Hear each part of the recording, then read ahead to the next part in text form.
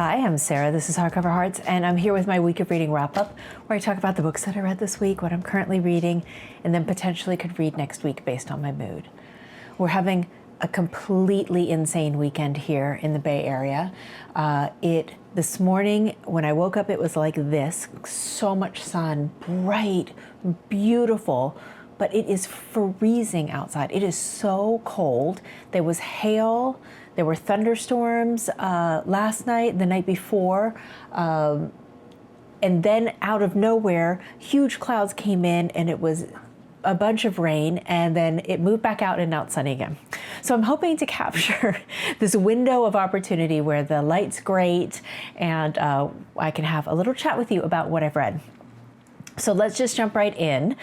The first book I read, I am still thinking about and trying to parse how I feel. I don't think it worked as a whole, but I think there was a lot of interesting things in it, and I suspect this might be the author's first book, and if so, I'm curious to see where they go from here. So the book is If an Egyptian Cannot Speak English by Noor Naga. So let's talk about this book. This is an experimental novel. It is told, there's really 3 sections, and it really harkened back and reminded me at the end, as I finished it, of Lisa Halliday's book, Asymmetry. In that there's some puzzle pieces that come together at the end. I think this was less successful than her book, but let's talk about it a little bit. And I'm going to be very careful because I don't want to give spoilers in this novel. So it's experimental. It's the first section is told where there's a question and then there's a pontification of said question by a character. Then the next chapter in that section will have another question and then another character will speak about that. And there's really 2 main characters.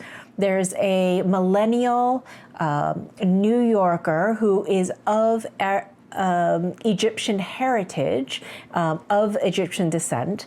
Her parents are from Egypt. She's never lived in Egypt, and she has decided to move to Cairo. And she's full of millennial energy. She has shaved her head. She's bisexual. She's, free and liberated. And she is in Cairo and meets a young man. And this young man has really been impacted by the Arab Spring debacle, maybe the inability of the Arab Spring revolution to actually manifest into positive change. And so he's dispirited. He's having difficulties. He's addicted to drugs. He doesn't have any money, but he's a photographer, and he falls in love with this unnamed American woman and moves in with her very quickly. So it feels like the first section where it's a question at the top and then a monologue about that question or investigating it from one character or another. Feels like that's the getting to know you period. That's the beginning of this relationship, the beginning of the understanding, not just of each other, but also of our unnamed American character, her understanding Egypt and all of the rules and the society, coming to grips with some of the expectations that she had versus the reality of what is going on. There's a lot about identity and identity within context. So who she was in New York is very different than who she is in Cairo and who she can be in Cairo because of societal factors, because of the rules and customs. And who he was in the village and who he was pre-Arab Spring and who he is now is also very different. There's a lot of misunderstanding in their love affair. There's a lot of power struggle and power dynamics. He assumes that she has things that she doesn't. She assumes that he is capable of things that he isn't. And also expectations of what it means to be in a cross-cultural love affair is, and the secrets they hold from each other. That all is quite interesting. It turns into the second section where it's kind of like a powder keg, and there is tension, there is abuse, there is anger, a lot of animosity, and it all comes to a head in the second section. Then the third section is a total twist, and twist I don't even think is the right way to say. It's a completely, it changes everything about the book in the third section. And I think it was the third section that worked least effectively for me. What I had been following along with and kind of understanding how it was going in the first two sections, even though I think the framing of it didn't need to be there, this kind of question and then diatribe and then just into a regular narrative. I think the third section just felt a little silly, a little forced, like there was a big point being made, and the context all of a sudden shifted again in a major way. Some of it I was like, okay, I could see this being clever, but it just didn't pan out. It just didn't work ultimately.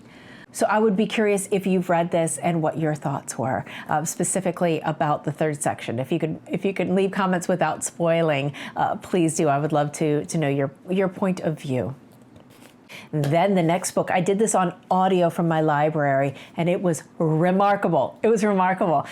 So you all know that I love a good historical fiction or historical mystery type of novel. Well, this wasn't necessarily a mystery, but it was more of a thriller. And this is My Father's House by Joseph O'Connor, who's written many award-winning books about different parts of history. And in this one, he's focusing in 1943, and he set it in Rome and the Vatican City. So as you know, Vatican City is its own country within Rome. And at this point in time, the Germans have invaded and have taken over Rome. And since Vatican City is its own country, it is it's kind of held separate, and the Germans have yet to try to take it over. And so you have the Vatican government trying to work with and trying to appease and trying to make sure that the Vatican is not overrun. And we meet just a fantastic character, and this is Monsignor Hugh O'Flaherty. This Monsignor is a man of principle. He's also a man who's not afraid to take risks, kind of a larger-than-life character, and he is leveraged to go in and to do inspections, and he sees firsthand the treatment of prisoners. And he has an instance, a situation that happens with a commandant that puts them at odds. And it's one of those pivotal things that never gets forgotten through the rest of their lives. And so he sees what's happening and he can't turn his back. And so he devises this brilliant way of smuggling people into Vatican City and then keeping them protected and then getting them out. And this whole story is that evolution of who he was at the beginning, what he saw, how it changed him, and how he then started this, in essence, a smuggling ring to protect people, to make sure that Vatican City, and this is not, and he's hiding from both for actually three factions. He's hiding from the Germans, he's hiding from the Italian government, and also officials in the Vatican. So it was gripping. The writing is phenomenal. The audio was fantastic as well. This is based on a true story, and it was so tense and so well executed. I'm curious where they're going to go with it, because this could have just stopped with this one, and I would have been perfectly happy. It was that fulfilling. So I'm really looking forward to seeing where the trilogy goes. It's going to be called the Rome Escape Line Trilogy. So yeah, it was fantastic. Okay, then another fantastic book. And I spent a month reading this with brilliant, brilliant people. This book is where we started in the Author Spotlight series that I created for Shirley Hazzard. And I'm having so much fun doing this. This is a continuation of something that I have enjoyed doing recently, where I pick an author and I read all of their works in publication order. I just decided to do this with other people. And luckily, a bunch of people joined in, and we all read this book, A Transit of Venus. This is by Shirley Hazzard. And so I made a mistake. I thought this was the first of her books, but it was not. The American publication order is very different than the original publication order. This book is phenomenal, but it's very dense, as you may be able to tell from all of these posts as I was kind of noting things that I wanted to talk about. She's a wonderful, skilled, thoughtful, but dense writer. This is a book that you will have to slow down to read, because it'll take you a while to orient yourself in how she phrases things and how she sets up the story.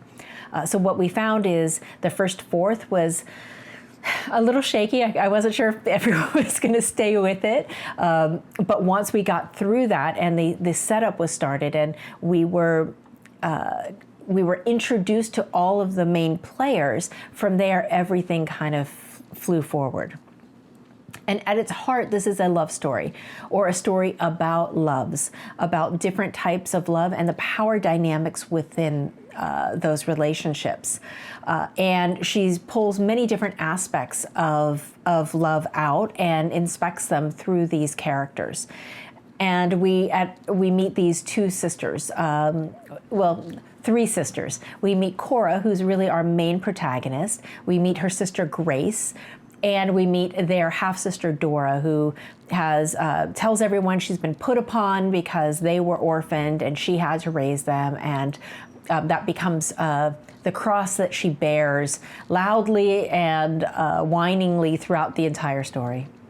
But we recognize very early on that Caro is distinctive. She has something. She's very smart. She's beautiful. But she's also very independent, and will go far. But she's going to take her own counsel, and she's going to do things the way she wants to. And that also involves some love affairs that are different, varying degrees of success. And there's one man who's in love with her. His name is Ted. And he cannot get her out of his mind. And the tension between what she considers him to be so close and a deep friendship, and someone she thinks of, but she also knows that he's in love with her. And so that becomes this kind of the pivotal relationship in this entire book. We also know very early on, incredibly early on, that he is going to die by his own hand. So that creates this tragic sense of will they or won't they in time. There's mythology in here. There is so many literary references to Henry James. There's Anita Bruckner-ish types of vibes through here as well. It was so good. It was so good. And this is one of those books that it really benefits from reading with other people, because she layers so many allusions, and she rewards the careful reader. And that is specifically the case at the very end. A careful reader will know when you get to the end what happened. I found that incredibly satisfying to really understand, and I think it ended at the pitch perfect moment. So, being in such skilled hands with a writer and in community reading this together was sublime. And we're continuing on, and I'll talk about that in a minute. But this was just a fantastic read. Not an easy one, dense, complex, very intellectual, but also beautiful, beautiful writing. Yeah, Shirley Hazzard, you've pulled us in. So the fact that I messed up and I didn't pill the first one actually worked out to our advantage, because now we see where she can go, and now we're going to watch and see how she progresses there. So it worked out. Let me talk about a book that did not work out at all. So I mentioned this in my March Mystery Madness TBR. I am going to go to Oxford again this summer, and I was going to take a literature class about mysteries written by foreign people but set in other countries. And this was one of them, and this was one that really piqued my interest because of the locations. Primarily, this is Love in Amsterdam, the Van der Valk novel #1 by Nicolas Freeling. And I really had high hopes for this, but this was horrible. This was really bad. It's dated, incredibly dated. It was released in 1962, and it's trying to do some kind of like noirish tough guy thing. But it just comes off as sexist and misogynistic. It also doesn't have any of the joy and beauty of the liberal spirit of Amsterdam. So much judging of the woman who was killed in this. The victim is a woman named Elsa, and she was killed, and they suspect one of her lovers. So the fact that she had multiple lovers is brought up over and over and over and over again in a way that I just don't think the Dutch would have. It's an English writer, so that already had a lot of red flags for me. The style of the writing was just so boring. We're introduced to Van der Valk, and we meet him. He's a complete ass, really obnoxious, kind of a know-it-all, not at all an interesting character in my opinion. And then we jump immediately in the next section to like this huge backstory of this guy Martin and his point of view of his love affair with Elsa, and it went on and on and on, and it was so dull and so boring, and again sexist. And then there were these plot points and aspects of solving this murder that made no sense. I don't even know if this would ever happen in Dutch jurisprudence. It felt ridiculous. I didn't buy it. I didn't believe it. And ultimately, I hated every single character in this book. I panned it. I absolutely hated it, and I'm so glad now that I have officially gotten out of that class, because I can't imagine sitting in a room and talking about this for a full day. There's no way. I would be the one who would just be railing against it the entire time. It's not really how I want to spend my time in Oxford. So yeah, apologies to everyone who saw this and from my TBR, my pile of possibilities, and thought, oh, that sounds great. Let me warn you, it's not. Run, take it back. Don't buy it. Don't buy it. Cancel your orders if you have bought it. Yeah, no. Okay, so let's talk about what I'm currently reading. First up, we are continuing with the Shirley Hazzard project, and this is officially her first novel, and this is The Evening of the Holiday. And we are jamming through it. This is really small, so we read the first half of this for our check-in today, and then we'll finish up the second half next Sunday, and then we'll start the next one, Bay of Noon, right after. So we should finish both of these this month.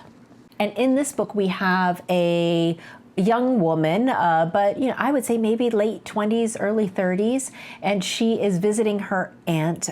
She is half Italian, half English, and she comes frequently to visit her aunt, and while she's there, she meets a man, an Italian, who is separated from his wife and family, and she gets literally pulled in.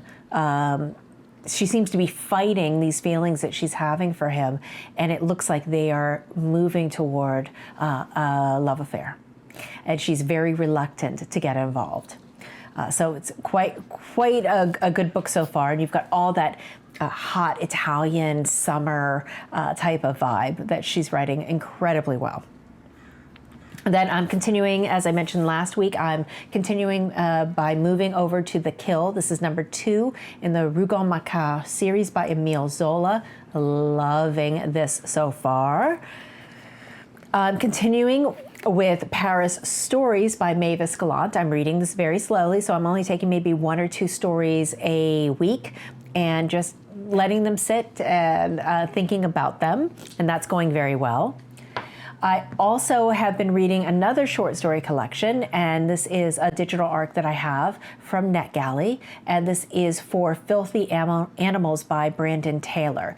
I have to say those short stories are really good. He builds a lot of character very, very quickly. I feel like I know who these people are, and I'm curious to see where he goes. I've only read about 3 or 4 of the stories so far, but so far so good.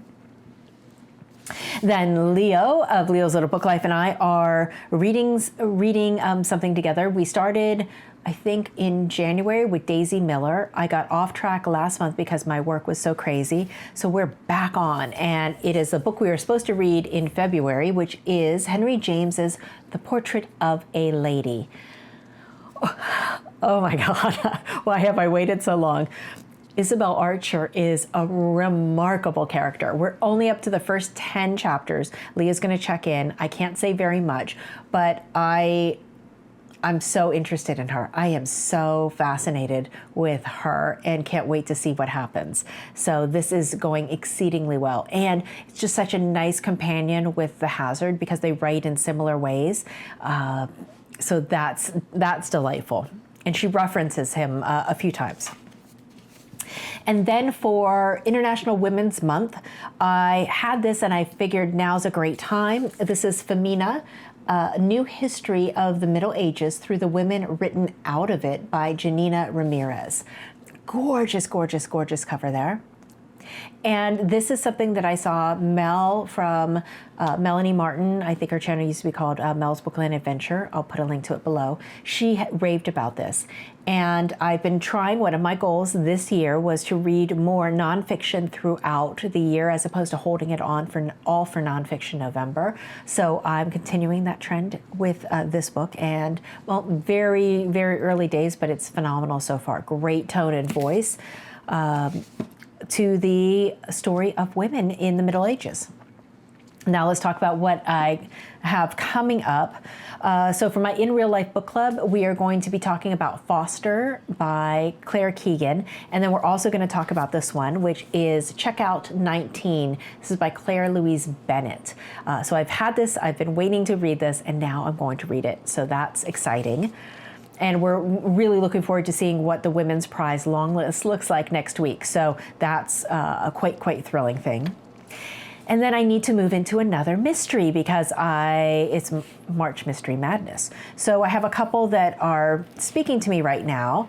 So I feel like this one might be good as I'm coming off of My Father's House by Joseph O'Connor. This is Helen McInnes's Above Suspicion. And so this also is about that same era, and this is about a summer vacation that a couple takes, but they're delivering packages different places and they're being watched. That sounds kind of interesting, and it sounds like a nice companion piece or a nice follow-up. So this is speaking to me.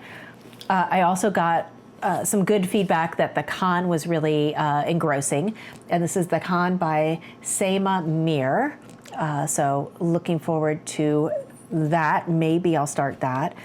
And then I have this huge tome, like reading Portrait of a Lady at almost 800 pages is not enough. This companion, the first one of this, read so fast, so I'm thinking the same would be true. This is Daughters of Night by Laura Shepard Robinson. These are all detailed more in that video, the pile of possibilities for March Mystery Madness. So if you have questions about those, you can check that one out. And that's it. I have the rest of the day off. I'm going to edit this video, get it up, and then I'm just going to dive into the books, especially because it might start raining again. I don't know. But that's it for me for now. I would love to know, have you read any of these? What were your thoughts? And do you have any like them that you would like to recommend to me? At least like the ones that I liked. If you didn't know anything like Love in Amsterdam, I'm good. I don't need to know any more about anything like that. But that's it. Thank you so much for watching, as always, and I'll talk to you soon. Bye.